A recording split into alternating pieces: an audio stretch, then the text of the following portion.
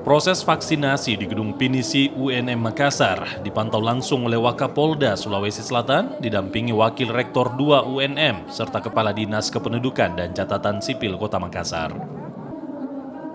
Kegiatan vaksinasi ini awalnya hanya menyediakan 3.000 dosis vaksin. Namun antusiasme warga yang cukup tinggi membuat panitia harus menambah jumlah vaksin karena jumlah pendaftar yang mencapai 5.438 orang. Vaksinator sendiri berasal dari dokter TNI, Polri, dan Dinas Kesehatan Kota Makassar.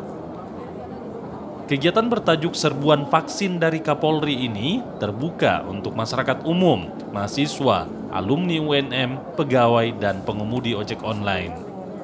Wakapolda Sulsel, Brigjen Pol Halim Pagara, menekankan agar masyarakat yang sudah divaksin tetap menerapkan 5M, yakni memakai masker, mencuci tangan dengan sabun, menjaga jarak aman, menjauhi kerumunan, dan mengurangi mobilitas di luar rumah.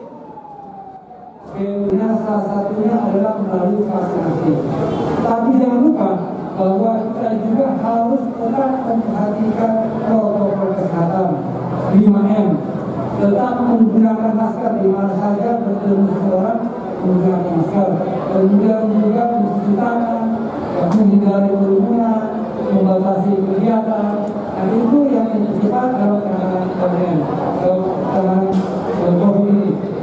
Apabila sudah terbentuk, tentunya akan terjadi peningkatan nasional.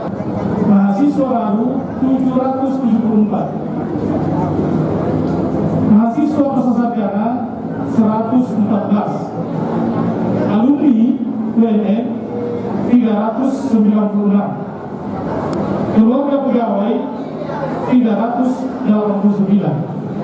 Masyarakat umum yang mendaftar melalui UNM yang disiapkan 1.297. Gojek dan disabilitas 500. Gojek 500 slotnya, kemudian masyarakat disabilitas dan masyarakat Papua. Dinas Kependudukan dan Catatan Sipil Kota Makassar juga dilibatkan dalam kegiatan ini dengan menurunkan langsung tim Disdukcapil Mobile untuk pelayanan administrasi seperti perbaikan NIK dan perekaman serta percetakan IKTP. Ilham Rustam, Kompas TV Makassar, Sulawesi Selatan.